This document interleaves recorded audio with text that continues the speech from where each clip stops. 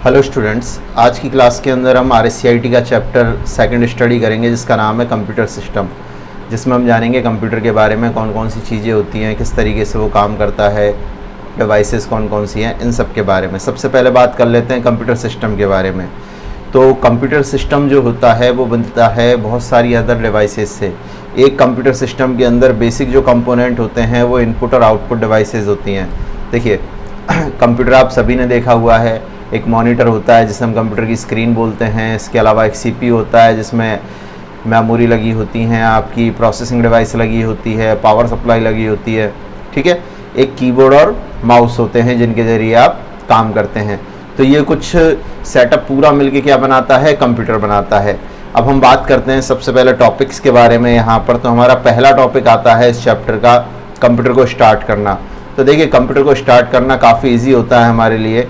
यहाँ पर आप देख सकते हो, अगर आपके पास एक लैपटॉप है तो वहाँ आपको इस तरीके से बटन मिल जाएगा पावर का, और अगर डेस्कटॉप है तो CPU में आपको पावर का बटन मिल जाएगा। उसका यूज करते हुए आप आराम से सिस्टम को ऑन कर सकते हो, बाकी आपको कुछ नहीं करना होता। विंडोज़ यहाँ पे लोडिंग हो जाएगी, तो जैसे ही आप बटन को ऑन करेंगे, ठीक है, आपका सिस्टम ऑन हो जाएगा। बेसिकली यहाँ मॉनिटर पे भी एक बटन आपको देखने को मिलता है, और ये बटन मॉनिटर की लाइट को ऑन ऑफ करने का काम करता है, ठीक है। इसी बटन से मॉनिटर आपका ऑन भी हो जाएगा और इसी से ऑफ भी हो जाएगा। लेकिन यहाँ हम बात कर रहे हैं CPU के बटन की। तो CPU का बटन आप प्रेस करेंगे, ठीक है, मॉनिटर का बटन आप प्रेस करेंगे, आपका सिस्टम इस तरीके से वर्किंग कंडीशन में आ जाएगा। यहाँ आप देख सकते हैं कुछ यूज़र अकाउंट दिखाई दे रहे हैं कंप्यूटर के अंदर बनाए हुए, इन्हें यूज़र अकाउंट बोलते हैं। हर व्यक्ति अपने लिए यहाँ पर एक अलग अकाउंट बना के रख सकता है और अपने अपने हिसाब से अपने कंप्यूटर के लिए ऑप्शंस को सेट कर सकता है। तो यहाँ पर आपको लॉगिन करना होता है। यदि पासवर्ड लगा हुआ है तो पासवर्ड इनपुट आपको करना पड़ेगा, तब जाके आपका कंप्यूटर अनलॉक होगा। और इस तरीके से कंप्यूटर की मेन स्क्रीन यानी डेस्कटॉप आपको दिखाई देगी। ये वाली स्क्रीन की बात हम यहाँ पे कर रहे हैं, जिसमें आपको कुछ आइकन्स दिख रहे होंगे, नीचे टास्क बार दिख रही होगी, इधर स्टार्ट बटन दिख रहा होगा। ये लॉगिन स्क्रीन है। जैसे यहाँ पर ये यूज़र सेलेक्ट करा हमने, इनमें से ये पहला यूज़र हमने सेलेक्ट करा और ये पासवर्ड लगा हुआ है, तो यहाँ पर हमसे पासवर्ड मांग रहा है। अब बात करते हैं major component of computer system की। सेकंड पॉइंट हमारा क्या है, कंप्यूटर सिस्टम के मेजर कंपोनेंट्स। तो मेजर कंपोनेंट्स में अगर हम देख के चलें तो देखिए कंप्यूटर कैसी है, एक इलेक्ट्रॉनिक डिवाइस है जो क्या करती है, हम जो इनपुट देते हैं उस पर प्रोसेस करती है, ठीक है, और इनपुट को स्टोर भी करती है और हमें आउटपुट भी प्रदान करती है। ये काम किसके हैं, कंप्यूटर के हैं। तो एक कंप्यूटर सिस्टम बेसिकली यूज़र से इनपुट लेता है, उस पर प्रोसेस करता है और आउटपुट देता है। आवश्यकता पड़ने पर उस रिजल्ट को सेव करके भी रखता है अपनी मेमोरी के अंदर। अब अगर हम यहाँ बात करके चलें तो कंप्यूटर एक इंफॉर्मेशन सिस्टम का हिस्सा है। देखिए सूचना प्रणाली क्या काम आती है, जानकारी प्रदान करने के लिए, अलग अलग जगह से डेटा को इकट्ठा करके सूचना देने के लिए। तो कंप्यूटर इसका एक मुख्य भाग है, क्योंकि इसी के जरिए उस पर क्या होती है, प्रोसेसिंग होती है। तो एक सूचना प्रणाली के 5 भाग है, जिनमें डेटा है, हार्डवेयर है, सॉफ्टवेयर है, प्रोसीजर है और लोग हैं, यानी कि काम करने वाले व्यक्ति होते हैं।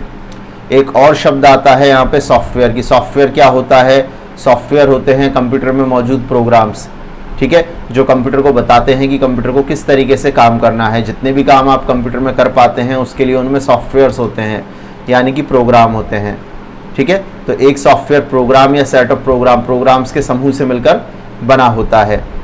हार्डवेयर क्या है, कंप्यूटर के जितने भी भौतिक भाग जैसे कीबोर्ड, माउस, मॉनिटर, CPU जिन्हें आप देख सकते हैं, छू सकते हैं, प्रिंटर, ये सब हार्डवेयर कहलाते हैं। इस डेस्क पे आप देख सकते हैं यहाँ पर ये प्रिंटर लगा हुआ है, मॉनिटर लगा हुआ है, कीबोर्ड है, माउस है, ये सभी हार्डवेयर हैं। एक और शब्द आता है डेटा। डेटा का मतलब क्या होता है, डेटा का मतलब जो भी वैल्यूज आप देते हो कंप्यूटर को, जो भी इनपुट देते हो, ठीक है। एग्जाम्पल के रूप में रॉ डेटा होता है, कच्चा डेटा जो आप इनपुट करते हो, और जो रिजल्ट मिलता है उसे हम बोलते हैं इंफॉर्मेशन, ठीक है। या फिर आप रॉ डेटा को क्या बोल सकते हो, अनप्रोसेस्ड डेटा भी आप बोल सकते हो। जैसे आपने कोई नाम टाइप किया तो वो टेक्स्ट वाला डेटा हो गया, आपने कोई संख्या टाइप की, मार्क्स वगैरह टाइप किए, रोल नंबर टाइप किया, वो नंबर में हो गया। कोई फोटो आपने इनपुट करी, कोई इमेज आपने इनपुट करी, ये भी एक डेटा है। साउंड के रूप में भी डेटा होता है, वीडियो के रूप में भी डेटा होता है। तो ये सब डेटा के रूप हैं, ठीक है। अगर हम प्रकार की बात करें तो डेटा 2 प्रकार का होता है, रॉ फैक्ट और इन्फॉर्मेशन। रॉ फैक्ट को हम बोलते हैं अनप्रोसेस्ड डेटा और इन्फॉर्मेशन को हम बोलते हैं प्रोसेस्ड डेटा। कंप्यूटर सिस्टम के मेजर कंपोनेंट्स के अंदर सबसे पहली चीज़ें आती हैं हार्डवेयर कंपोनेंट। अब हार्डवेयर कंपोनेंट अभी हम बात कर चुके हैं, वो सारी डिवाइसेस जो कंप्यूटर से कनेक्ट होती हैं। इनमें एक शब्द आता है, देखिए पेरिफेरल्स, याद कर लीजिए ढंग से। पेरिफेरल का मतलब कंप्यूटर से जुड़ने वाली डिवाइसेज, ठीक है, जिनमें आपके keyboard, mouse, hard disk, printer, ये सारी चीज़ें आ जाएंगी, स्कैनर, वेब कैमरा, ये सारी चीज़ें पेरिफेरल कहलाती हैं। इसके बाद अगर हम बात करके चलें तो देखिए एक कंप्यूटर सिस्टम के जो मेजर कंपोनेंट है उनमें प्रोसेसर होता है, प्रोसेसिंग डिवाइस जो आपके लिए काम करती है कैलकुलेशंस का और आपको रिजल्ट देती है। इसके अलावा इनपुट डिवाइस होती हैं जिनसे हम कंप्यूटर को डाटा और निर्देश देते हैं। आउटपुट डिवाइस है जिनसे हमें परिणाम मिलता है। फिर एक मेन मेमोरी और एक सेकेंडरी मेमोरी है, ठीक है। तो प्रोसेसर क्या है, एक इलेक्ट्रॉनिक डिवाइस है जो किसका बना होता है, सिलिकॉन का। सिलिकॉन एक प्रकार का मटेरियल होता है जिससे ये बना होता है, सिलिकॉन से। स्क्वायर शेप का प्रोसेसर होता है और एक जो प्रोसेसर है ये कई अरब ट्रांजिस्टर्स से मिलकर बना होता है। ट्रांजिस्टर क्या होते हैं, प्रोसेसिंग के लिए काम आने वाली छोटी छोटी डिवाइसेज होती हैं जिनका कॉम्बिनेशन प्रोसेसर कहलाता है, ठीक है। तो आप ध्यान रखेंगे कि प्रोसेसर सिलिकॉन का बना होता है, सीपीयू के अंदर लगा होता है, ठीक है, और सीपीयू के बॉक्स में लगा होता है। इसके अलावा ट्रांजिस्टर्स के बराबर काम कर सकता है, कई अरब ट्रांजिस्टर्स के बराबर एक सीपीयू काम कर सकता है। एक पेरिफेरल आप याद रखेंगे, कंप्यूटर से जुड़ने वाली जितनी भी डिवाइसेज है क्या कहलाएंगी, पेरिफेरल, ठीक है। काफ़ी सारी कंपनी यहाँ पे प्रोसेसर बनाती हैं जिनमें देखिए इंटेल का पेंटियम सीरीज काफ़ी ज़्यादा फेमस है। इसके अलावा इंटेल का कोर i3 भी फेमस एक प्रोसेसर है यहाँ पर, ठीक है। इंटेल का कोर i3, i5, i7 ये प्रोसेसर की सीरीज़ है। Xeon प्रोसेसर की सीरीज़ है, स्पार्क प्रोसेसर की सीरीज़ है, सब इंटेल कंपनी के हैं ये। इसके अलावा एक और कंपनी है, आपने आजकल नाम सुना होगा राइजन का। राइजन भी एक प्रोसेसर आता है जो बनाती है कौन सी कंपनी, AMD कंपनी बनाती है। तो इस तरीके से यहाँ पर ये प्रोसेसिंग डिवाइसेज हैं जो आप काम में ले सकते हैं। बात करके चलते हैं सॉफ्टवेयर कंपोनेंट की। तो सॉफ्टवेयर कंपोनेंट क्या होते हैं, मतलब ये भौतिक रूप से मौजूद नहीं होते, इन्हें आप छू नहीं सकते, ठीक है।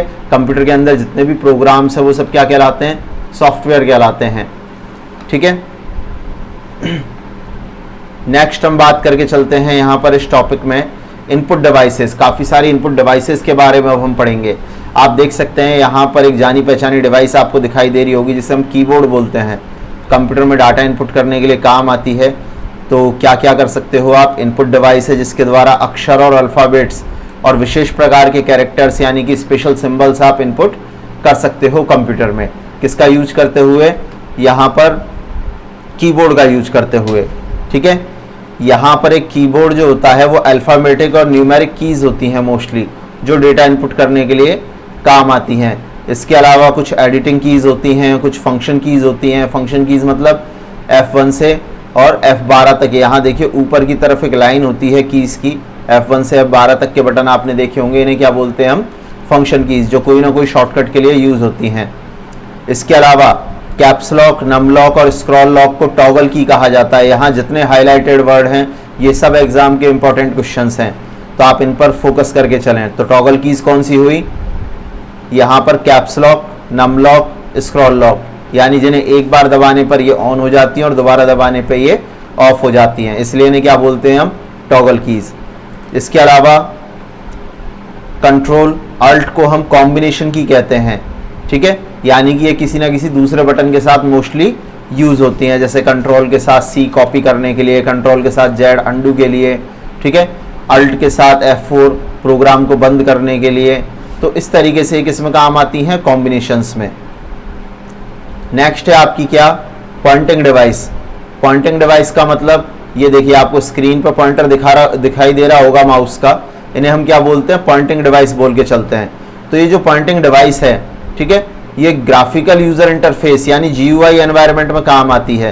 देखिए दो तरीके के एनवायरनमेंट है, GUI और CUI। अभी हम जो काम कर रहे हैं ये सारा का सारा देखिए GUI एनवायरनमेंट है। आपको देखो ऑप्शंस मिल रहे हैं हर एक चीज़ के लिए। यहाँ आप देख सकते हैं सॉफ्टवेयर के अंदर आपको लिखे लिखाए ऑप्शंस मिल रहे हैं।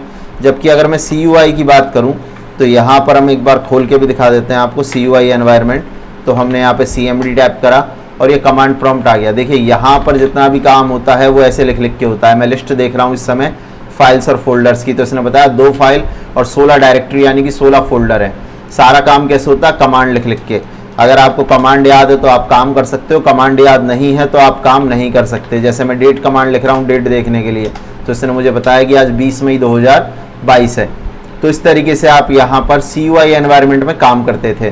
पर अब यहाँ तो माउस का कोई रोल ही नहीं है, केवल कीबोर्ड से काम करना होता है आपको, ठीक है।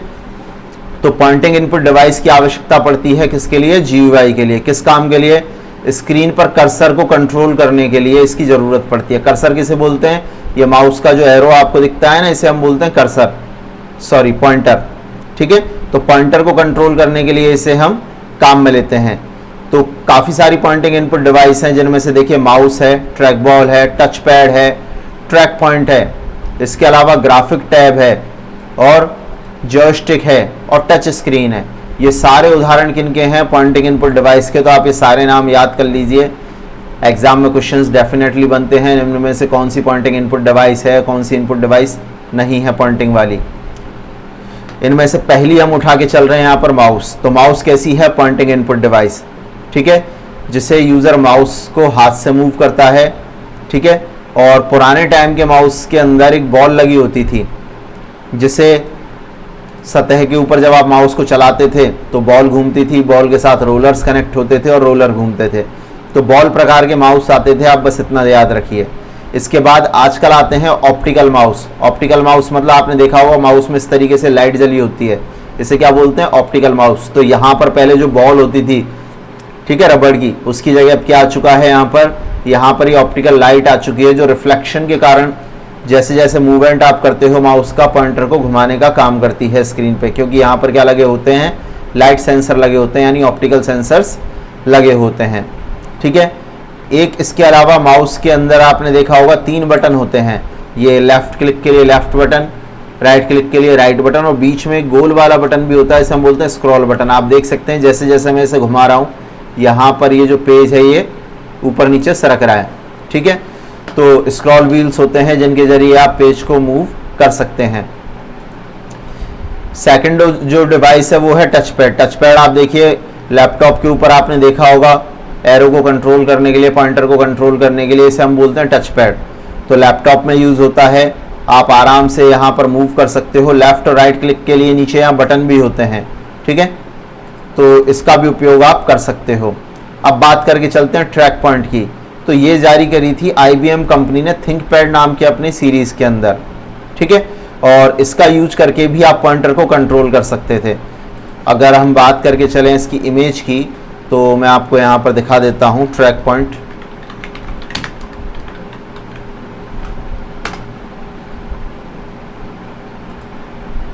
देखिए यहाँ आप इस इमेज में देख पा रहे हैं एक छोटा सा रेड कलर का बटन आपको दिख रहा होगा लैपटॉप के बीच में, ये रहा यहाँ पर। और अगर आपको ज़्यादा पास से देखना है तो आप यहाँ देख लीजिए, ट्रैक पैड तो है ही, साथ में ट्रैक पॉइंट भी है, इस तरीके का देखिए बटन। अब आप इसके ऊपर फिंगर रख के और जॉयस्टिक की तरह आगे पीछे लेफ्ट राइट कहीं भी आप जैसे भी दबाव डालेंगे वैसा का वैसा ही ये पॉइंटर को घुमा देगा। तो एक फिंगर से भी आप इसे यूज कर सकते हैं।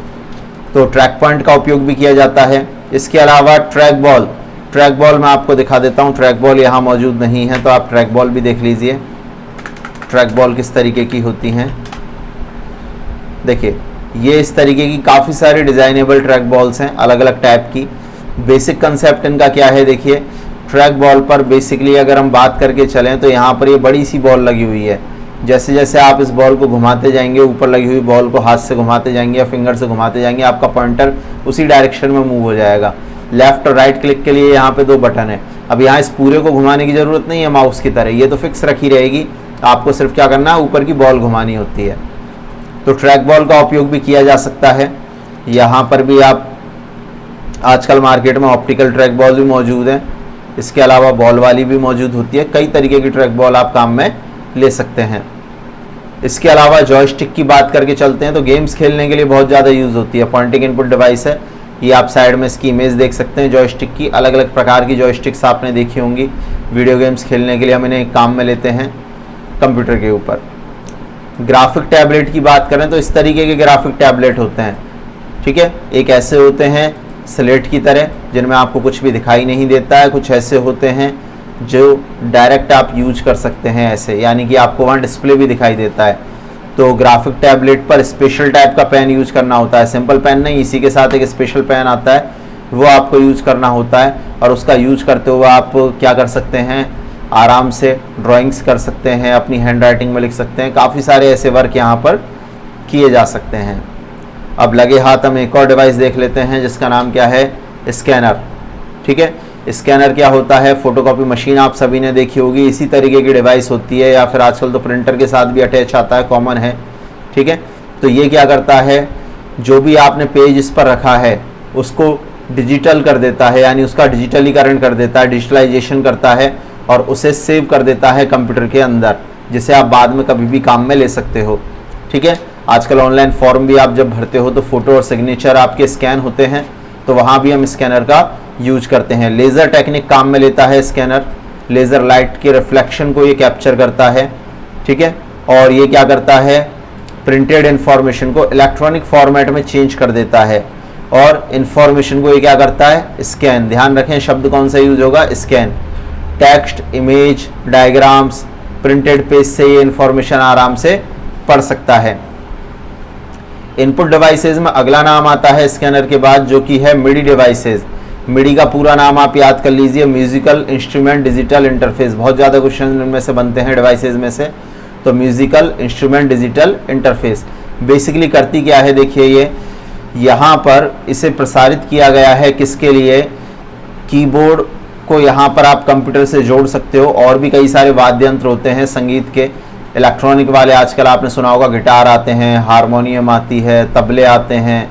ठीक है, काफ़ी सारे यहाँ पर क्या आते हैं, वाद्य यंत्र आते हैं, यानी कि इंस्ट्रूमेंट्स आते हैं म्यूज़िकल, और उन म्यूज़िकल इंस्ट्रूमेंट्स को किससे कनेक्ट कर दिया जाता है, कंप्यूटर से, और सारा का सारा साउंड उनका कंप्यूटर में भी स्टोर हो जाता है, और फिर स्पीकर के जरिए उन्हें सुनाया जा सकता है। तो ये काफ़ी अच्छी व्यवस्था होती है, और इन डिवाइसेस को हम क्या बोलते हैं, मिडी डिवाइसेस। स्कैनर के ही कुछ टाइप्स हैं जो यहाँ पर अलग अलग करके आपके सिलेबस में दिए गए हैं। तो हम बात कर लेते हैं मैग्नेटिक इंक कैरेक्टर रिकॉग्निशन की। ठीक है, एक प्रकार का स्कैनर है magnetic ink character recognition, MICR इसका शॉर्ट फॉर्म है। तो आप याद रखें, करता क्या है, बैंक में जो चेक होते हैं, ठीक है, चेक देखे होंगे आपने, नहीं तो सुना होगा, पेमेंट करने के लिए चेक का उपयोग किया जाता है। बस एक पेज होता है जिसके ऊपर आप अमाउंट भर के सिग्नेचर करके और किसी को दे सकते हैं, और वो उससे पेमेंट प्राप्त कर सकता है।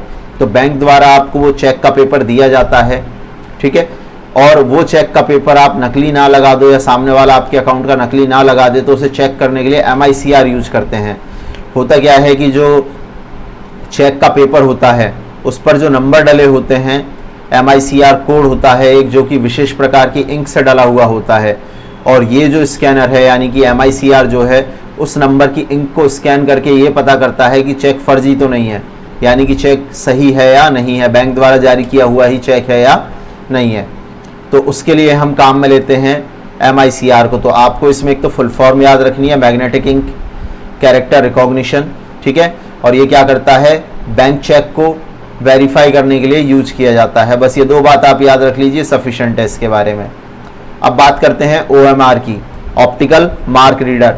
आजकल आपने देखा होगा बहुत सारी एग्जाम जो आपकी लगती हैं, इवन आपकी जो RSCIT की एग्जाम भी लगेगी, उसमें भी आपको 35 क्वेश्चंस मिलेंगे पेपर के अंदर, और उनके आंसर आपको एक OMR शीट में देने होंगे, गोले ब्लैक करते हुए या ब्लू करते हुए, फिल करते हुए। ठीक है, तो वो जो OMR शीट में आप अपने आंसर्स देंगे, इन आंसर्स को चेक करने वाले स्कैनर का नाम क्या है, ऑप्टिकल मार्क रीडर। करता क्या है, ये जितने भी निशान आपने लगाए हैं उनको डिजिटल इनपुट कर देता है कंप्यूटर में, और कंप्यूटर 1 सेकंड के अंदर आपका रिजल्ट प्रिपेयर कर देता है। मैनुअली अगर देखने बैठे कि पहले में A भरना था कि C भरना था, सही हुआ कि गलत हुआ, इसमें बहुत सारा समय लग जाता है आंसर की से मैच करने में। लेकिन कंप्यूटर के द्वारा अगर हम चेक करें तो फोटोकॉपी मशीन जितना समय लगाती है उतने ही समय में आपकी शीट चेक हो जाती है, यानी कि आपका रिजल्ट बन जाता है। ठीक है, एक स्टूडेंट का।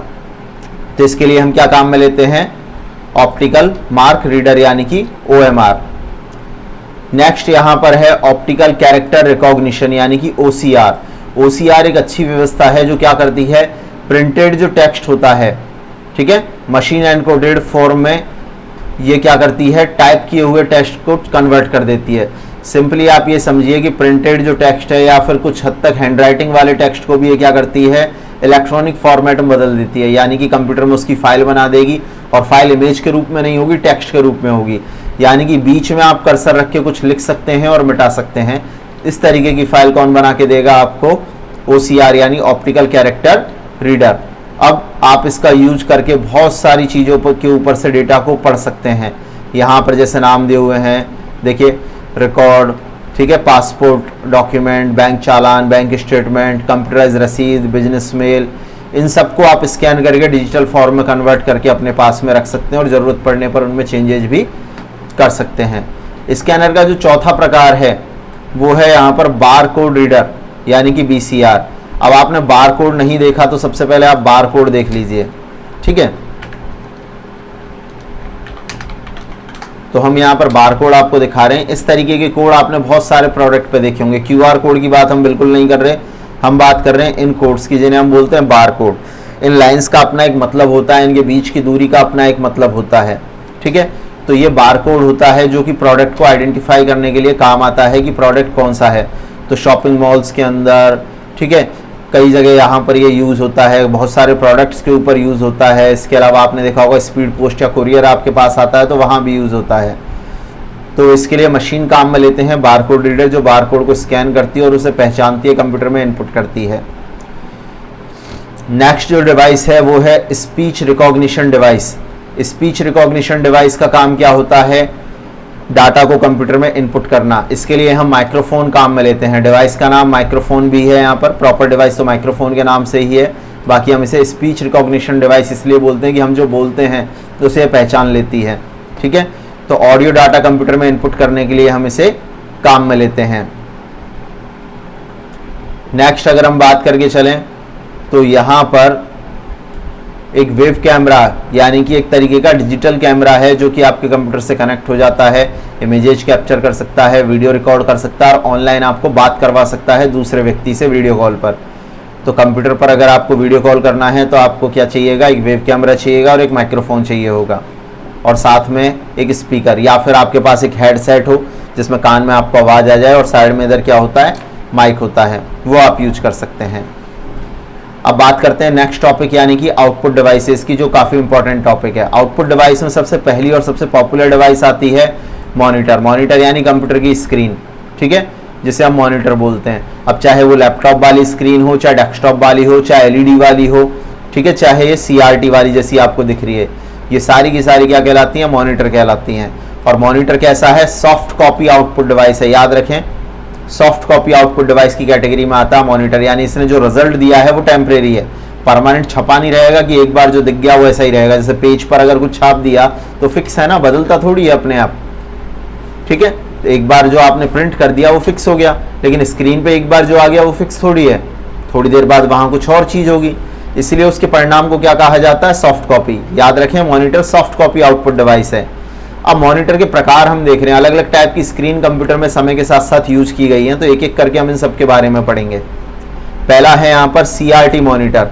देखिए CRT मॉनिटर होता क्या है, देखिए तो ट्रेडिशनल आउटपुट डिवाइस यहाँ पर ये रहा है, टीवी के जैसा होता है, काफ़ी बड़ा होता है, आपने देखेंगे पुराने टाइम के टीवी। और यहाँ पर इसका पूरा नाम क्या है, कैथोड रे ट्यूब। याद रखें इसका नाम, फुल फॉर्म क्या है CRT की, कैथोड रे ट्यूब। इसमें क्या होती है, एक इलेक्ट्रॉन बीम होती है।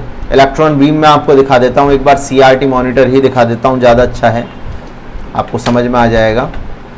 CRT मॉनिटर देखिए, इस तरीके के CRT मॉनिटर्स होते हैं, ये आपने देखे होंगे, ठीक है। और मैं आपको CRT मॉनिटर की इनसाइड आपको दिखा देता हूँ। तो देखिए इस तरीके का ये CRT मॉनिटर होता है। अब अगर आप गौर से देखें यहाँ पर तो आपको दिखाई देगा, यहाँ पर ये तो देखिए स्क्रीन के अंदर का हिस्सा है, इस जगह पर इलेक्ट्रॉन बीम, इलेक्ट्रॉन गन होती है जिससे इलेक्ट्रॉन जाते हैं और इस स्क्रीन पर टकराते हैं। फास्फोरस की स्क्रीन होती है, ठीक है। यहाँ आप देख सकते हैं प्रोटोटाइप इसका दिखाया हुआ है, ये इलेक्ट्रॉन से जो यहाँ जाके सतह पर टकरा रहे हैं, जिससे आपको चित्र दिखाई देते हैं। इस वाले में आप देख लीजिए, काफ़ी अच्छा समझाया हुआ है। देखिए ये इलेक्ट्रॉन बीम है जो यहाँ जाके टकरा रही है, ठीक है, और ये फास्फोरस की स्क्रीन है। तो इस तरीके के मॉनिटर्स को हम क्या बोलते हैं, CRT मॉनिटर। इतनी बात क्लियर। कई सारे रेजोल्यूशंस में उपलब्ध होते हैं, जिनमें आपको लगभग 1024x768 तक का रेजोल्यूशन मिल जाता है। अब आप समझ लीजिए रेजोल्यूशन होता क्या है। कंप्यूटर की स्क्रीन जो होती है वो छोटे छोटे डॉट्स से मिलकर बनी होती है, जिन्हें हम बोलते हैं पिक्सल्स। छोटे छोटे डॉट्स को क्या बोलते हैं? पिक्सल। तो ये इस तरीके से और इस तरीके से, यानी कि हॉरिजॉन्टल और वर्टिकल दोनों तरीके से होते हैं। अब यहाँ आप देख सकते हैं 800x600 का है, 1024x768 का है। जितना अच्छा होगा स्क्रीन पर जगह ज़्यादा मिलेगी, क्लियरिटी उतनी ही अच्छी आएगी। ठीक है, अब यहाँ पर देखिए कितने सारे क्वेश्चन बनते हैं। CRT का पूरा नाम कैथोड रे ट्यूब। मॉनिटर कैसा? Soft copy output devices. Screen किसकी बनी होती है? फास्फोरस की। ठीक है, कैसे डेटा दिखाई देता है? इलेक्ट्रॉन गन से इलेक्ट्रॉन स्क्रीन के ऊपर डाले जाते हैं, जिससे कि चित्र आपको दिखाई देते हैं। ठीक है, रेजोल्यूशन क्या होता है? रेजोल्यूशन होता है पिक्सल्स की संख्या हॉरिजॉन्टल और वर्टिकल में। हॉरिजॉन्टल यानी ऐसे और वर्टिकल यानी ऐसे।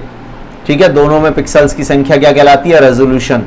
ठीक है, पिक्सल क्या होती है? स्क्रीन पर बने हुए छोटे छोटे डॉट जो किसी चित्र को दिखाते हैं। फिर पिक्सल बहुत ही स्मॉल डॉट्स होते हैं, ये हमने अभी पढ़ लिया था। यहाँ पर स्क्रीन के डॉट्स के बीच की रिक्त जगह को हम क्या बोलते हैं? डॉट पिच बोलते हैं। ये शब्द भी आप याद रखें, डॉट्स के बीच की जगह क्या कहलाती है? Dot pitch. जितने छोटे डॉट पिच होंगे क्वालिटी उतनी ही अच्छी होगी, ये बात भी आप याद रखें। ठीक है, क्योंकि ज़्यादा अगर पिक्सल्स होंगे तो डॉट पिच क्या हो जाएंगे? कम हो जाएंगे। नेक्स्ट आता है CRT के बाद फ्लैट पैनल मॉनिटर। अभी जो फ्लैट पैनल मॉनिटर हैं ये क्या है? देखिए, फ्लैट पैनल मॉनिटर की अगर हम बात करके चलें तो LCD मॉनिटर और LED मॉनिटर इनके अंदर आते हैं। ऐसे मॉनिटर जो बहुत पतले होते हैं। ठीक है, आजकल हम जो काम में लेते हैं वो इसी तरीके के मॉनिटर होते हैं जिन्हें हम यूज करते हैं। तो ये मॉनिटर सभी कैसे हैं? सबसे पतली साइज़ के होते हैं। LED का सबसे पहले हम बात कर लेते हैं LCD का। तो LCD का पूरा नाम क्या है? Liquid crystal display. Liquid crystal display. तो यहाँ पर होता क्या है? एक तो नाम याद आप रखेंगे, यहाँ पर मरकरी यानी कि पारा भरा हुआ होता है स्क्रीन के अंदर, और इलेक्ट्रॉन्स को फ्लो करते हुए यानी कि इलेक्ट्रिक करंट को फ्लो करते हुए यहाँ पर से इमेजेस को दिखाया जाता है। ठीक है, पिक्सल क्वालिटी अच्छी होती है इनकी। एक और टेक्नोलॉजी हम यहाँ बात करके चलते हैं LED की। ठीक है, तो LED का नाम क्या है? यहाँ पर लाइट इमिटिंग डायोड। ये देखिए, ये भी इसी तरीके का मॉनिटर है, बस इसमें बैकलाइट लगी होती है तो चमक थोड़ी अच्छी होती है। किसी भी एंगल से आप LED को देख सकते हो, बहुत अच्छा आपको ये दिखाई देता है। ठीक है, एक और यहाँ पर मॉनिटर आए थे LCD के साथ में ही, जिनका कंसेप्ट LCD में यूज़ किया गया, जिन्हें हम बोलते हैं थिन फिल्म ट्रांजिस्टर यानी कि TFT। तो फुल फॉर्म देखिए, आपको इसमें से बेसिकली याद रखनी है। क्या क्या याद रखनी है? LCD की लिक्विड क्रिस्टल डिस्प्ले आपको याद रखनी है। ठीक है, LED की लाइट इमिटिंग डायोड आपको याद रखनी है। इसके अलावा TFT की थिन फिल्म ट्रांजिस्टर आपको याद रखनी है। प्लाज्मा भी एक प्रकार का मॉनिटर आया था। ठीक है, और ये सारे मॉनिटर वजन में हल्के होते हैं। CRT की तुलना में बिजली का खर्चा इनका बहुत कम होता है। नेक्स्ट बात करें LED की बैकलाइट, अभी हम बात कर चुके थे। ठीक है, प्रिंटर पर आते हैं। तो प्रिंटर कैसी है? हार्ड कॉपी आउटपुट डिवाइस है। हार्ड कॉपी क्यों बोल रहे हैं? क्योंकि जो भी ये रिजल्ट देगा वो परमानेंट छप जाएगा पेज पर, बदलेगा नहीं। और प्रिंटर की जो क्वालिटी होती है उसे हम बोलते हैं डॉट पर इंच। 1 इंच में डॉट्स की संख्या प्रिंटिंग क्वालिटी को प्रदर्शित करती है। बहुत ज़्यादा क्वेश्चन बनता है हार्ड कॉपी को लेके और डॉट पर इंच को लेके, याद रखें।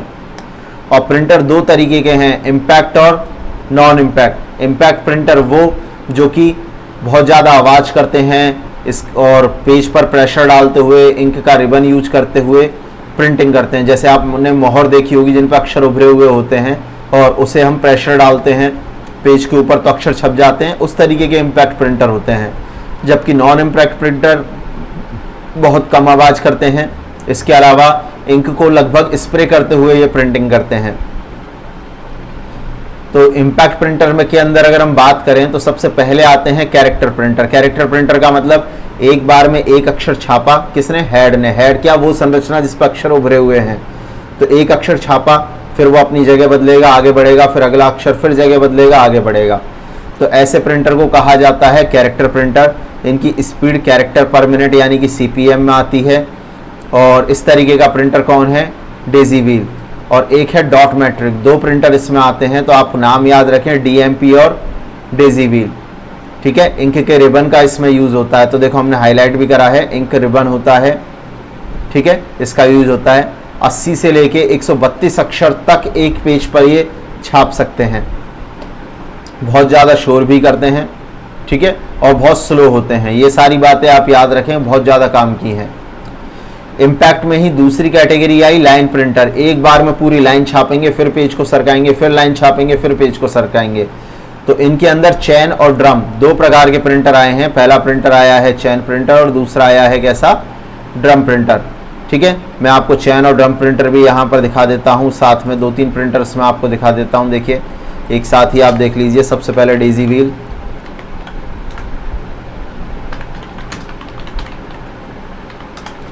तो डेजी व्हील प्रिंटर देखिए, ये तो हेड है जिस पर अक्षर आपको उभरे हुए दिख सकते हैं थोड़े थोड़े से, और इस तरीके का ये प्रिंटर है जिसमें आपको यहाँ पर ये व्हील लगी हुई दिखेगी, ठीक है। यहाँ भी आप डेजी व्हील का हेड देख सकते हैं। एक आपने देखा होगा डीएमपी प्रिंटर यानी कि डॉट मैट्रिक्स, तो ये डॉट मैट्रिक्स प्रिंटर होते हैं इस तरीके के। आपने देखा होगा डॉटेड से अक्षर आपके बने हुए आते हैं बिल्स वगैरह के ऊपर, टिकट्स के ऊपर, तो इस तरीके के डॉट मैट्रिक प्रिंटर यूज़ होते हैं। इसके बाद जो प्रिंटर आए वो आए कौन से, लाइन प्रिंटर और ड्रम प्रिंटर। तो ड्रम प्रिंटर हम एक बार देख लेते हैं। इस तरीके का ड्रम प्रिंटर का मैकेनिज़्म होता है। यहाँ पर आप देखिए हेड के ऊपर अक्षर उभरे हुए हैं, रूलर एक बार में पूरी लाइन छापेगा फिर आगे बढ़ेगा। और इसी तरीके से मैं आपको दिखा देता हूँ चैन प्रिंटर। ये वाला कंसेप्ट है चैन प्रिंटर का। एक लोहे की बेल्ट है जिस पर अक्षर उभरे हुए हैं और ये पेज पर प्रेशर डालते हुए क्या कर रही है, प्रिंट कर रही है। तो काफ़ी सारे डिफरेंट टेक्नोलॉजी वाले देखिए प्रिंटर्स यहाँ पर आए हैं, और ये सब कैसे थे, नॉन इम्पैक्ट वाले थे, सॉरी इम्पैक्ट वाले थे, यानी कि पेज पर दबाव डालते हुए प्रिंटिंग करते थे। स्पीड कितनी है इसकी जो स्पीड है वो 200 से 2000 लाइन पर मिनट तक की थी, ठीक है। इसके बाद हम बात करें नॉन इम्पैक्ट प्रिंटर की, तेज़ी से प्रिंट करते हैं, आवाज़ नहीं करते हैं, बहुत फास्ट काम करते हैं, ठीक है। इनमें से पहला है इंकजेट प्रिंटर।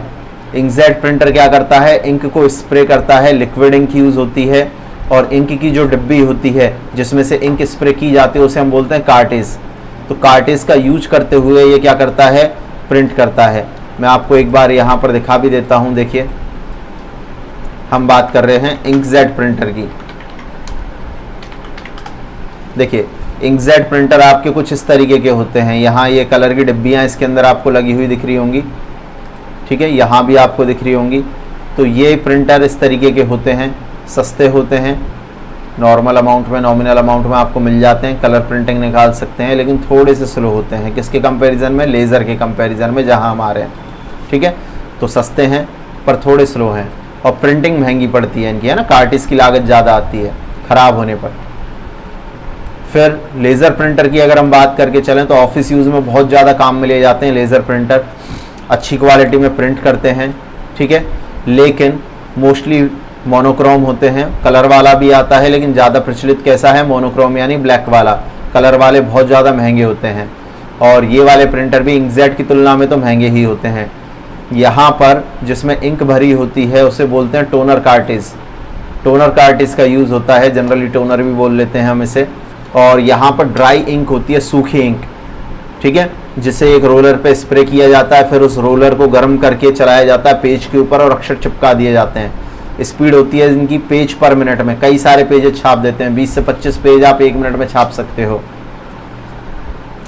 तीसरा जो प्रकार आ रहा है वो आ रहा है thermal printer. Thermal printer special printer है जो कि हीट सेंसिटिव पेपर का यूज करता है। पेपर कैसा होता है, हीट सेंसिटिव। जैसे ही गर्म पेन इस पर टच होती जाएंगी, इस पर अक्षर उभरने शुरू हो जाएंगे। तो एटीएम में, बस के अंदर, टिकट्स में बहुत ज़्यादा हम इसका यूज करते हैं, हीट सेंसिटिव पेपर का। प्रिंटिंग की लागत यहाँ पर थोड़ी सी क्या आती है, ज़्यादा आती है, लेकिन पोर्टेबल है, कहीं भी आप ले जा सकते हो आसानी से। आपने देखा होगा बस कंडक्टर को भी टिकट बनाते हुए। एक और यहाँ पर डिवाइस है जिसका नाम है प्लॉटर, प्रिंटर से अलग। प्लॉटर का काम क्या है, प्लॉटर का काम प्रिंटर के जैसा ही है, बस अंतर क्या है, हाई क्वालिटी की यहाँ पर ये वेक्टर ग्राफिक्स को प्रिंट कर सकता है। बिल्डिंग प्लान्स बनाने हैं, नक्शे बनाने हैं, डायग्राम्स बनाने हैं, उनके लिए काम मिल जाता है। कारण क्या होता है, प्रिंटर से जब हम किसी चीज़ को प्रिंट करते हैं तो जो चीज़ आप प्रिंट कर रहे हो उसके आकार में थोड़ा बहुत अंतर आ सकता है पेज के आकार के अनुसार, उसका आकार वो छोटा बड़ा करके एडजस्ट करके प्रिंट कर देता है, जबकि प्लॉटर ऐसा नहीं करता है। मैं आपको प्लॉटर दिखा देता हूँ।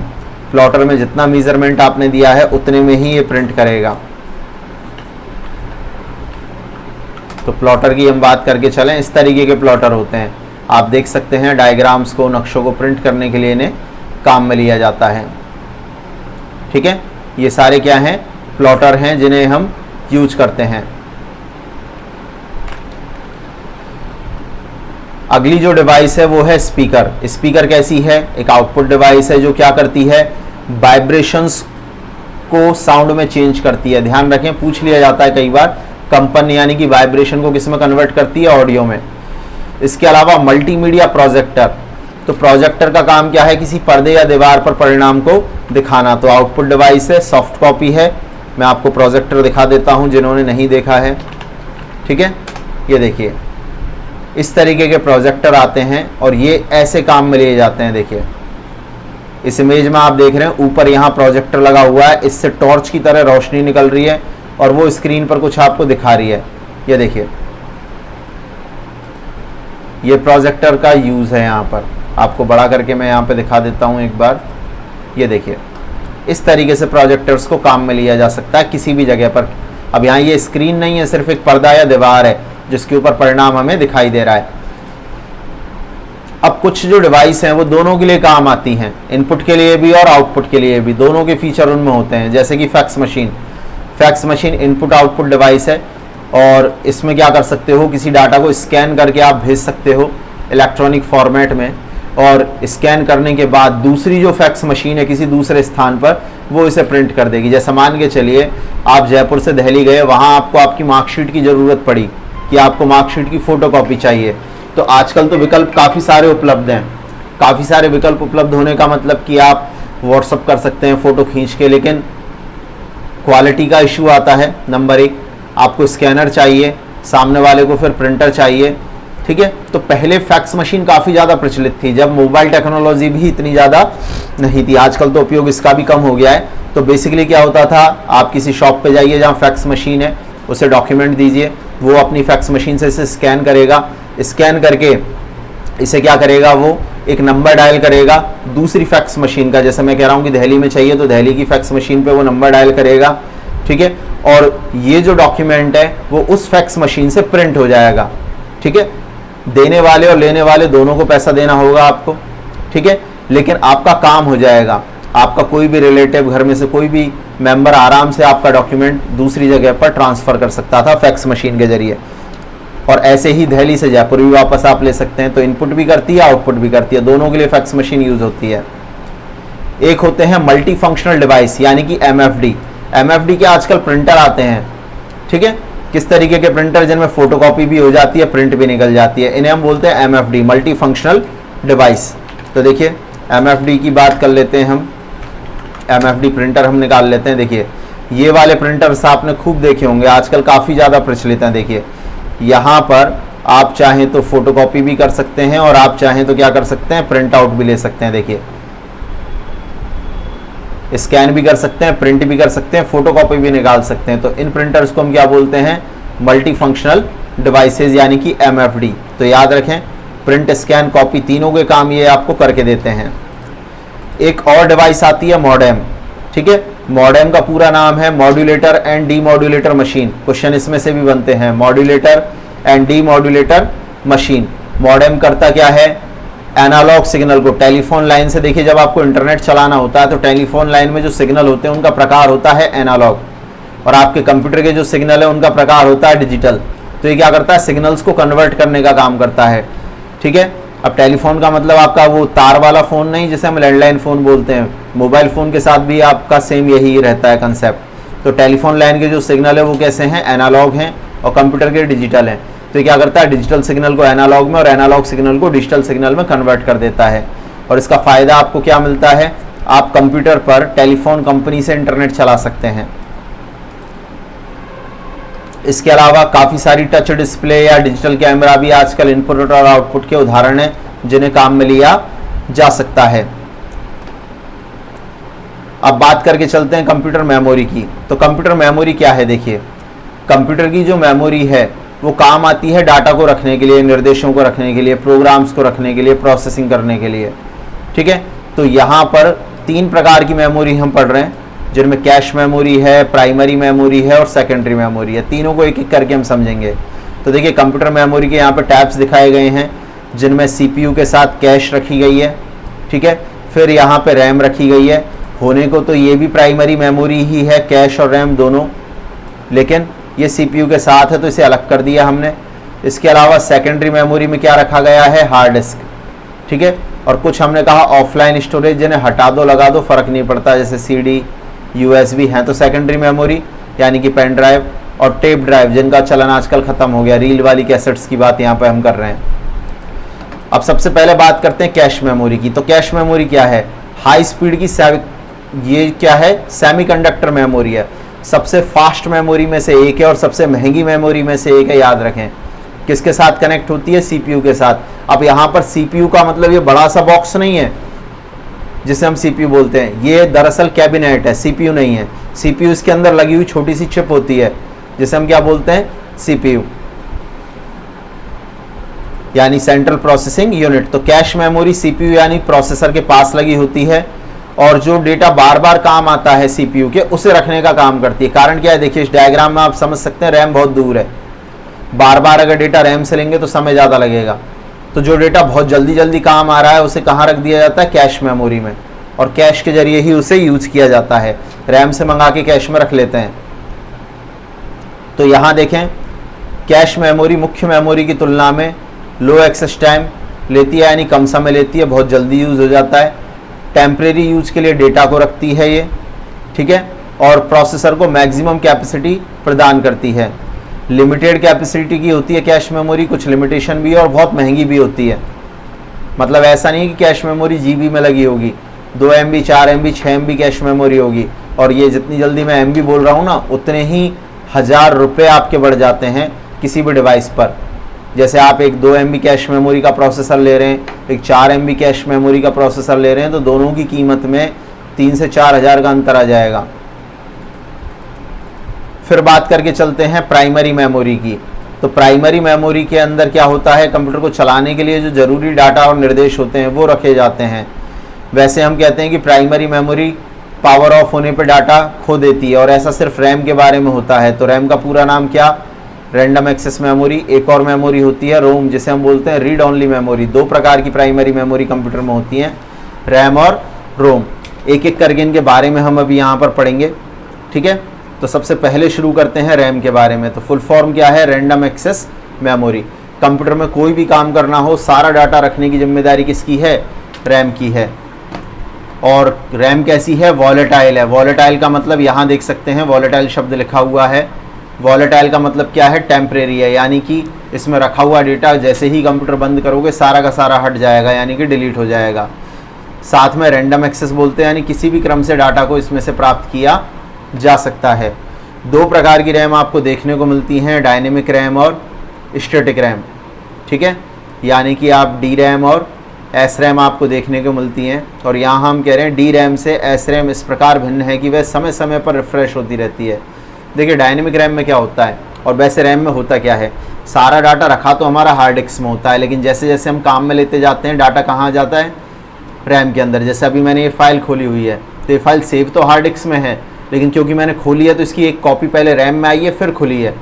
ठीक है, अब जैसे ही मैं इस फाइल को क्लोज़ कर दूंगा, अगर मेरी रैम DRAM है यानी कि डायनेमिक रैम है, तो क्या होगा, ये रिफ़्रेश हो जाएगी। रिफ़्रेश होने का मतलब कि जो फाइल का डाटा इसमें पड़ा हुआ है और मैंने उसे बंद कर दिया, उसे हटा देगी। जबकि SRAM क्या होती है, थोड़ा सा टाइम ज़्यादा लेती है।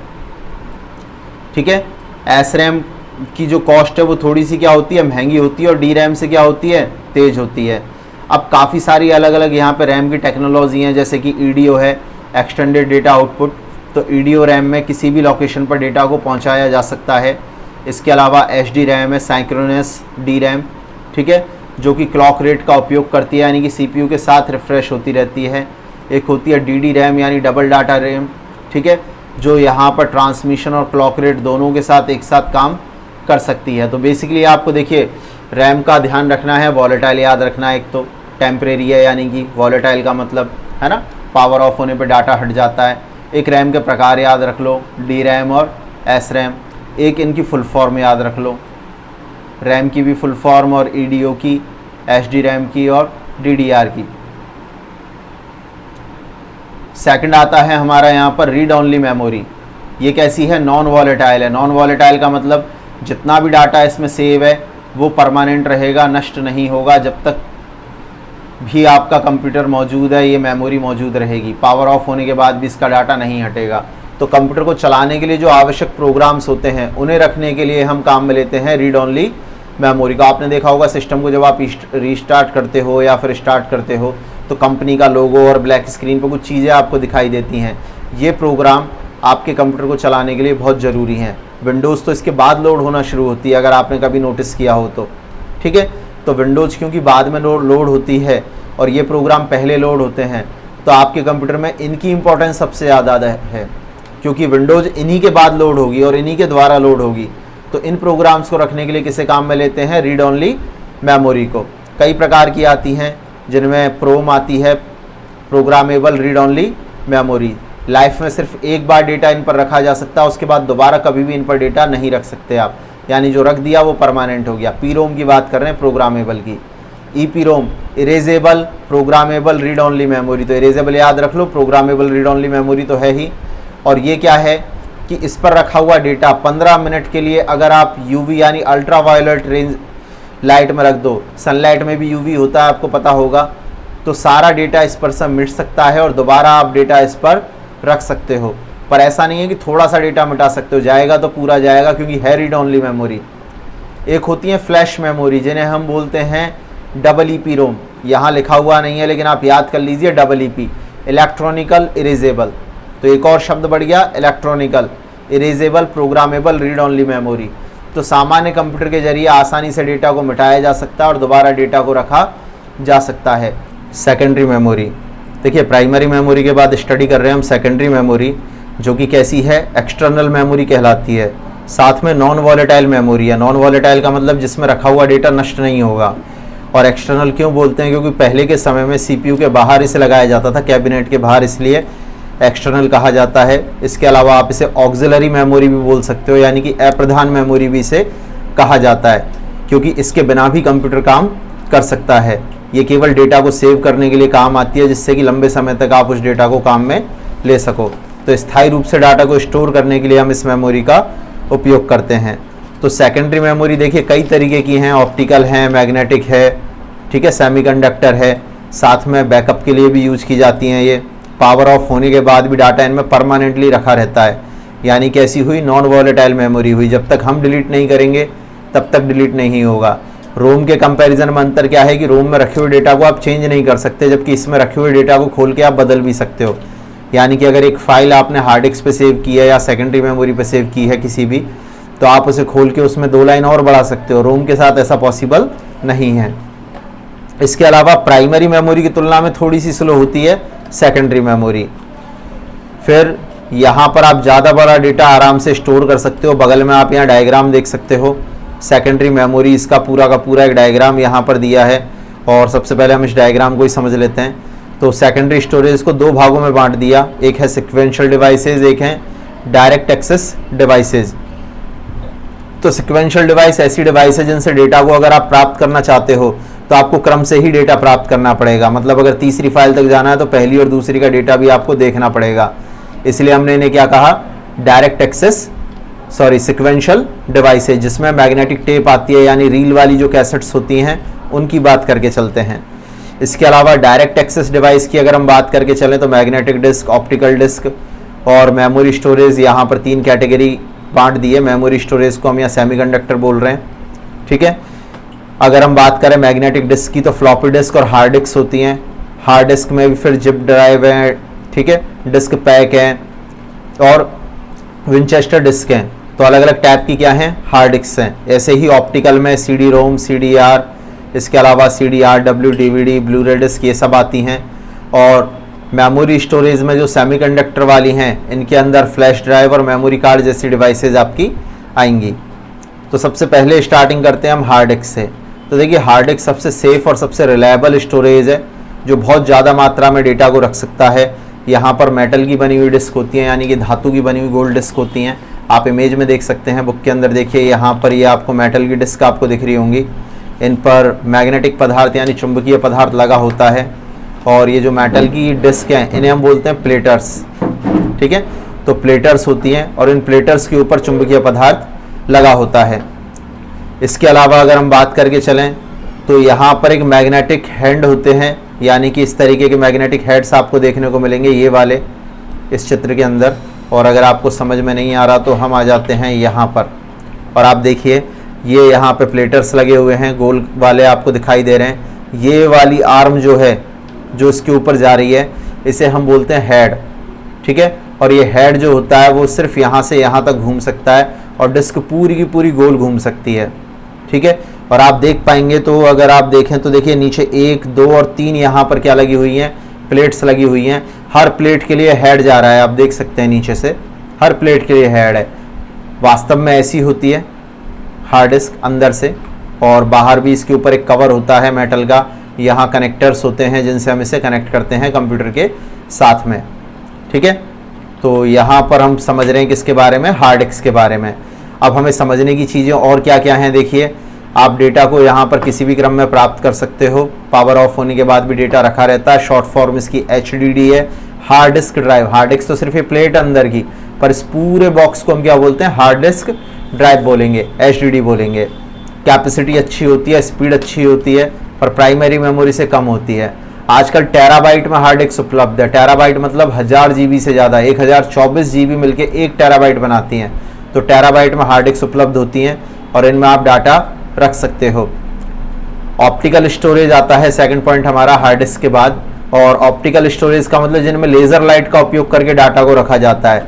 तो यहाँ पे CDR, ठीक है, CDR, WD, DVD, blu ray disc, ये सारी क्या हैं, ऑप्टिकल स्टोरेज हैं। सबके अंदर प्लास्टिक की बनी हुई डिस्क होती है जो डेटा को रखती है। अब आप देख सकते हैं यहाँ कैपेसिटी की टेबल दी हुई है, जिसमें आप देखिए CDR वही 650-700 MB की कैपेसिटी है। DVD जो होती है 4.7 GB की होती है, और इनमें कुछ 8.5 GB की भी होती है ना, डबल साइड वाली DVD की बात करें। अब यहाँ जो RW है, RW का मतलब होता है रीराइटेबल। रीराइटेबल का मतलब सारा डेटा एक साथ इरेज करके दोबारा रख सकते हो, और R का मतलब होता है डेटा सिर्फ आप क्या कर सकते हो, पढ़ सकते हो, रीराइट नहीं कर सकते। ये डिफरेंस होता है इन दोनों के अंदर। तो यहाँ पर आप ध्यान रखेंगे, R का मतलब रीड एंड राइट दोनों है, और जबकि R का मतलब सिर्फ रीड है, यानी डाटा एक बार जो लिख दिया आप उसे बदल नहीं सकते। यहाँ टेबल में भी दिख रहा है, देखो रिकॉर्डेबल, और ये कैसा है, रीराइटेबल। ठीक है, रिकॉर्डेबल तो है ही है पर दोबारा भी लिख सकते हो। और यहाँ पे लेयर्स लिखी हुई हैं। लेयर का मतलब कितनी सतह पे डेटा होगा। तो पहले हम एक बार इमेज देख लेते हैं। यहाँ पर देखिए, अगर हम बात करें तो CD या DVD की, देखिए ये CD है, यहाँ पर ये DVD है, 4.7 GB का स्टोरेज है। CD पर आप देख सकते हैं 700 MB CDR लिखा हुआ है। ठीक है, ये क्या है, DVD-R है, एक बार ही डाटा आप इस पर रख सकते हो। इसके अलावा ब्लू-रे डिस्क कुछ इस तरीके की होती हैं, इस प्रकार की क्या मिल जाएंगी आपको, ब्लू-रे डिस्क मिल जाएंगी। तो और कैपेसिटी कितनी है, 25 GB की कैपेसिटी है। देखिए यहाँ पर आप देख सकते हैं 25 GB की कैपेसिटी है BRD की, ब्लू-रे डिस्क की, और इसकी स्पेलिंग में ई साइलेंट रहता है। देखिए ब्लू-रे डिस्क में BLU लिखना होता है ओनली, ध्यान रखेंगे आप इस चीज़ को। वापस आते हैं हम टॉपिक के ऊपर, और यहाँ ये कैपेसिटी हमने पढ़ ली। अब यहाँ एक शब्द है WORM, इसकी फुल फॉर्म पूछी जाती है, इसका मतलब है राइट वंस रीड मैनी। तो R वाली जितनी भी हैं, ये R वाली, ये सब क्या हैं, राइट वंस रीड मैनी, एक बार लिख सकते हो, कितनी भी बार पढ़ सकते हो डेटा को आप। ठीक है, कॉम्पैक्ट डिस्क होती हैं, DVD होती हैं, दोनों के लिए यूज़ होता है ये। एक चीज़ और, जब भी किसी ऑप्टिकल स्टोरेज को काम में लोगे, चाहे CD लीजिए, DVD लीजिए या BRD लीजिए, सबके अंदर लेज़र लाइट का यूज किया जाता है डाटा को लिखने और पढ़ने के लिए। लेज़र बीम काम में ली जाती है, और ये जो लेज़र बीम होती है ये डिस्क पर एक गड्ढा बनाती है जिसे हम बोलते हैं पिट, और डाटा को स्टोर करती है। ठीक है, और अगर आपको थोड़ा सा पिट का कंसेप्ट देखना है तो आप इजीली गूगल कर सकते हैं। देखिए मैं आपको दिखा देता हूँ, यहाँ पर CD पिट की बात हम कर रहे हैं यहाँ पर। तो देखिए ये कुछ कंसेप्ट इस तरीके का काम करता है, जब लेज़र बीम जाती है तो वो CD की सतह को जला देती है। मेटल वाले हिस्से को, इस सरफेस को जला देती है और वहाँ पे गड्ढा बना देती है डाटा को स्टोर करने के लिए, और ऐसे ही डाटा पढ़ा जाता है। तो ये तकनीक है किसकी, आपकी सीडी की, डाटा को लिखने और पढ़ने के लिए। नेक्स्ट यहाँ पर कॉम्पैक्ट डिस्क रीड राइट। अब रीड राइट का मतलब आप चाहो तो डाटा कई बार लिख सकते हो और मिटा सकते हो, लेकिन पूरा डेटा मिटा पाओगे, बीच में से एक दो फाइल नहीं मिटा पाओगे, क्योंकि सीडी कैसी है, रीड ऑनली मेमोरी है। सारे ऑप्टिकल स्टोरेज रीड ऑनली है। रीड ऑनली का मतलब आप इनमें एडिट नहीं कर सकते, इरेज होगा तो फिर पूरा होगा। अब बात करते हैं डीवीडी की। फुल फॉर्म आती है, देखिए सीडी की भी आती है, डीवीडी की भी आती है। डीवीडी की फुल फॉर्म है डिजिटल वर्सेटाइल डिस्क। एग्जाम के हिसाब से इंपॉर्टेंट है। सिंगल लेयर और डबल लेयर दोनों तरफ डेटा आता है।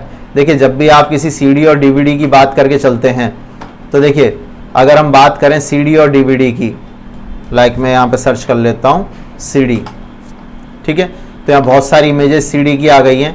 अब अगर आप देखें तो सीडी की दो साइड हैं, ठीक है, सीधी और उल्टी, और ये दोनों साइड डाटा को नहीं रखती हैं, केवल ये जो सिल्वर कलर वाली साइड है इस पे डेटा होता है। दूसरी साइड तो प्लास्टिक लगी होती है और ये प्लास्टिक डाटा को स्टोर नहीं करती है, ये जो सिल्वर कलर की कोटिंग है ये डाटा को स्टोर करती है, ठीक है। तो जो डीवीडी होती है कौन सी वाली, ड्यूल साइड वाली, उसमें बीच में तो कोटिंग होती है सिल्वर कलर की और दोनों तरफ प्लास्टिक लगी होती है, तो दोनों साइड से डाटा को पढ़ा और लिखा जा सकता है, और इसीलिए ये 4.5 GB की डीवीडी 8.5 GB की हो जाती है। इसलिए हम रेंज यहाँ पढ़ रहे हैं 4.7 से 8.5 GB तक की आपको क्या मिल जाती है, डीवीडी मिल जाती है। वीडियो को रखने के लिए और ऑडियो को रखने के लिए काम आता है, ज़्यादा मात्रा में डाटा रख सकते हो आप यहाँ पर। तीसरा यहाँ पर ऑप्टिकल स्टोरेज है, जो कि है आपका क्या, ब्लू-रे डिस्क, यानी BRD भी बोलते हैं इसे हम शॉर्ट में। और ये जो है एक सतह पर 25 GB डाटा रख सकती है और दोनों सतह पर मिला के इसके अंदर आप 50 GB तक डाटा रख सकते हो, और कुछ अच्छी क्वालिटी वाली 500 GB तक की भी यहाँ पर ये उपलब्ध होती हैं। अगला सेकेंडरी स्टोरेज है हमारा पेन ड्राइव, जिसे हम फ्लैश मेमोरी या फ्लैश ड्राइव भी बोलते हैं। पोर्टेबल डिवाइस है, जेब में रख के आप ले जा सकते हैं, आप आराम से पेन ड्राइव के बारे में परिचित हैं। USB पोर्ट पर लगा के काम में लेते हैं कंप्यूटर के, ध्यान रखें USB पोर्ट पर लगा के इन्हें यूज करते हैं। USB पोर्ट कौन से होते हैं एक बार हम यहाँ पर देख लेते हैं। देखिए मैं आपको दिखा देता हूँ USB पोर्ट।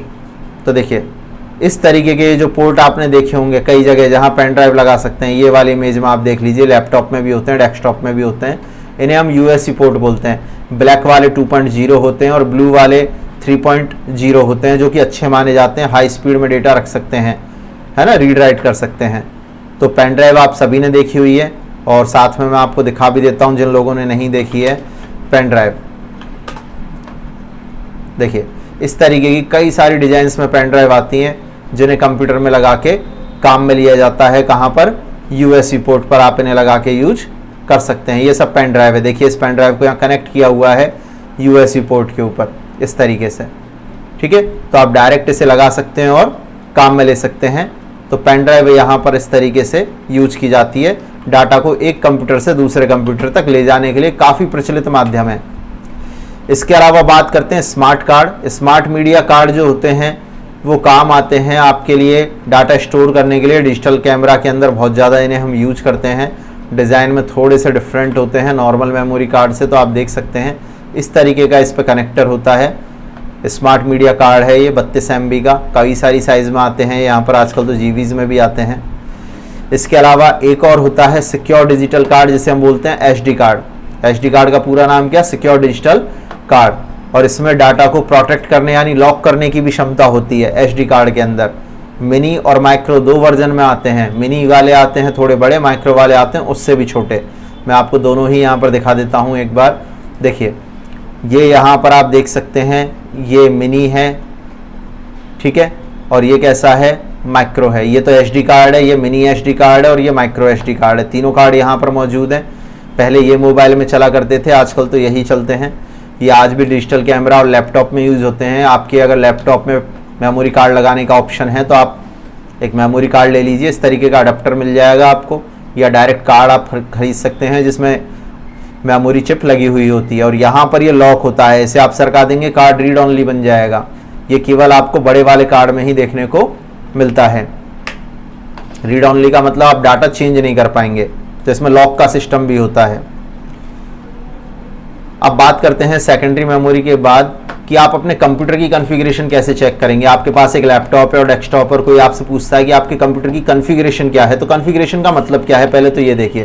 कॉन्फ़िगरेशन का मतलब है कि आपने विंडोज़ कौन सी डाल रखी है आपके कंप्यूटर में, प्रोसेसर कौन सा है, आपके कंप्यूटर का स्पीड कितनी है प्रोसेसिंग की, उसकी रैम आपके पास कितने GB डली हुई है, ये सब आपकी कॉन्फ़िगरेशन है।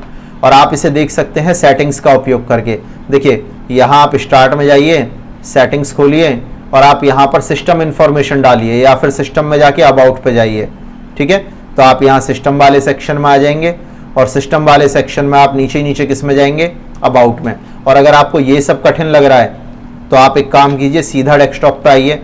डेस्कटॉप पर आके जो दिस पीसी का आइकन है राइट क्लिक कीजिए और प्रॉपर्टीज़ खोल लीजिए। आप यहीं पर आके रुकेंगे। देखिए यहाँ डिवाइस की स्पेसिफिकेशन आ रही है, डिवाइस का नेम आ रहा है ACIW11, यहाँ पे प्रोसेसर आ रहा है Ryzen 3 3200G प्रोसेसर है वेगा ग्राफिक्स के साथ, तो ग्राफिक्स भी यहाँ शो हो रही है। स्पीड आप देख सकते हैं यहाँ पर दिखाई जा रही है 3.60 GHz की यहाँ पर स्पीड है ये। इसके अलावा रैम 8 GB डली हुई है जिसमें से 5.95 MB यूजेबल है। डिवाइस की आईडी आ रही है, प्रोडक्ट आईडी आ रही है, 64 बिट का ऑपरेटिंग सिस्टम यानी विंडोज़ का 64 बिट वाला वर्जन डाला हुआ है और हमारा जो प्रोसेसर है वो भी 64 बिट सपोर्टेबल है। कोई टच या पेन इनपुट डिवाइस हमने नहीं लगा रखी है, ग्राफिक टैब वगैरह कनेक्ट नहीं है, ये सारी जानकारी आप देख सकते हैं। विंडोज़ के बारे में अगर देखें तो विंडोज़ 11 प्रो हमने इंस्टॉल की है, वर्जन है 21H2 यहाँ पर, जो कि इंस्टॉल की गई है 12 फरवरी 2022 को। OS का बिल्ड नंबर आप यहाँ देख सकते हैं। तो इस तरीके से काफ़ी सारी इंफॉर्मेशन आप यहाँ पर देख पाएंगे। साथ में अगर हम बात करें तो एक तो हुआ सेटिंग्स का यूज करके, ऐसे आप देख सकते हैं। दूसरा तरीका है सिस्टम इंफॉर्मेशन टूल का यूज करके। तो स्टार्ट खोलिए, ठीक है, स्टार्ट पर क्लिक कीजिए और टाइप करना शुरू कीजिए सिस्टम इंफॉर्मेशन और यहाँ पर आ जाइए। सिस्टम इंफॉर्मेशन की विंडो आपके सामने आ जाएगी और यहाँ भी आपको वही सब चीज़ें मिलेंगी, लेकिन देखने में आपको समय ज़्यादा लगेगा क्योंकि यहाँ विवरण बहुत होता है। देखिए माइक्रोसॉफ्ट विंडोज़ 11 प्रो यहाँ पे है, सिस्टम का नेम यहाँ पर आपको दिखाई दे रहा होगा, ठीक है। इसके अलावा गीगाबाइट टेक्नोलॉजी का मदरबोर्ड डाला हुआ है तो वो दिखाई दे रहा है आपको यहाँ पर। 64 बिट का पीसी है ये दिख रहा है, प्रोसेसर आपको यहाँ दिख रहा है, अभी हमने देखा था, ठीक है। रैम आपको यहाँ दिख रही है कि 8 GB डली हुई है। ये सारी जानकारी आप यहाँ पर चेक कर सकते हैं आसानी से सिस्टम इंफॉर्मेशन का यूज करके। तीसरा एक और तरीका आपकी बुक में दिया हुआ है जिसका नाम क्या है यहाँ पर, जिसका नाम है यहाँ कमांड प्रॉम्प्ट के जरिए। कमांड प्रॉम्प्ट से भी आप कर सकते हैं और इसके लिए आपको कमांड प्रॉम्प्ट खोलना पड़ेगा, नंबर 1 बात। और नंबर 2 आपको वहाँ पर क्या करना पड़ेगा, आपको सिस्टम इन्फो टाइप करना पड़ेगा। तो जैसा हमने यहाँ खोला हुआ है, देखिए मैं आपको खोल के भी बताऊँगा अभी। तो आप क्या कीजिए, आप स्टार्ट टाइप कीजिए और CMD लिखिए स्टार्ट खोल के, कमांड प्रॉम्प्ट मिल जाएगा। ज़्यादा अच्छा होगा कि आप इसे रन एज एडमिनिस्ट्रेटर कीजिए, इससे क्या होगा मैक्सिमम पावर आपको मिल जाएंगी, सारे अधिकार आपको मिल जाएंगे। ये खुल गया, आप टाइप कीजिए SYSTEMINFO और जस्ट एंटर प्रेस कर दीजिए। चेक कर रहा है सारी डिटेल्स को, देखिए। और चेक करने के बाद इसने पूरी डिटेल बता दी। आप ऐसे भी देख सकते हैं कमांड प्रॉम्प्ट से, देखिए वही सारी जानकारी आपको मिल रही है, ठीक है। यहाँ देखो गीगाबाइट टेक्नोलॉजी का मदरबोर्ड, 64 बिट का पीसी आपको देखने को मिल रहा है, ठीक है। यहाँ पर आपको टोटल फिजिकल मेमोरी आपको यहाँ देखने को मिल रही है MBs में जो अवेलेबल है, ठीक है, 8 GB में से। इसके अलावा प्रोसेसर के बारे में आप यहाँ पर देख सकते हैं कि AMD का प्रोसेसर हमने यहाँ पे लगाया हुआ है। तो ये सारी जानकारी आपको यहाँ भी देखने को मिल जाएगी, किसके अंदर, सिस्टम इंफॉर्मेशन कमांड के अंदर। विंडोज़ 11 प्रो हमने डाली हुई है, ये भी यहाँ देखने को मिल जाएगी। तो ये सारी जानकारी आप यहाँ से चेक कर सकते हैं। अब बात करते हैं चैप्टर के क्वेश्चंस की। तो पहला क्वेश्चन है डेजी व्हील प्रिंटर किस प्रकार का, इम्पैक्ट प्रकार का, यानी अक्षरों को ठोकते हुए प्रिंट करता है पेज पर, ठीक है, इम्पैक्ट है यानी कि। फिर कौन सी मेमोरी कई बार रिफ्रेश होती है, तो डायनेमिक मेमोरी बार बार रिफ्रेश होती है 1 सेकंड में कई बार। फिर रैम के अधिकाधिक प्रयोग में ली जाने वाली जानकारी को संग्रहित करने के लिए हम कैश मेमोरी काम में लेते हैं, जो चीज़ हमें रैम से बार बार चाहिए उसे कैश में हम रख लेते हैं। इसके अलावा एक ऑप्टिकल इनपुट डिवाइस जो कागज पर पेंसिल द्वारा बनाए गए निशान, OMR याद आ गया होगा आपको, ठीक है, तो OMR इसका आंसर है। नेक्स्ट, निम्न में से कौन सी अस्थिर वॉलेटाइल यानी कि जिसका डाटा परमानेंट नहीं रहता हो तो ऐसी मेमोरी रैम है, ठीक है। रैम का डाटा पावर ऑफ होते ही नष्ट हो जाता है, इसलिए अस्थिर यानी कि वॉलेटाइल प्रकृति की बोलते हैं। नॉन वॉलेटाइल का एग्जाम्पल कौन है, रोम है, तो ध्यान रखना एग्जाम में आपसे पूछा क्या जाए, वॉलेटाइल या नॉन वॉलेटाइल। वॉलेटाइल का आंसर रैम होगा और नॉन वॉलेटाइल लिखा होता यानी स्थिर लिखा होता तो रोम होता। फिर कंप्यूटर के साथ प्रयुक्त कौन सा प्रिंटर टोनर का उपयोग करता है, ड्राई टोनर का यानी सूखी स्याही वाला, तो लेजर प्रिंटर है जिसमें ड्राई इंक का यूज होता है। फिर आपके कंप्यूटर की कॉन्फ़िगरेशन से मतलब क्या है, तो देखिए प्रोसेसर के बारे में पता करना, रैम के बारे में पता करना, हार्ड डिस्क के बारे में पता करना, ये सभी। अब बात करते हैं डीपीआई। डीपीआई का पूरा नाम क्या होता है, डॉट पर इंच। स्क्वायर इंच मत लगा के आना, डॉट पर इंच लगाना है आपको। और ये जो डॉट पर इंच है ये किसकी क्वालिटी है, प्रिंटर की।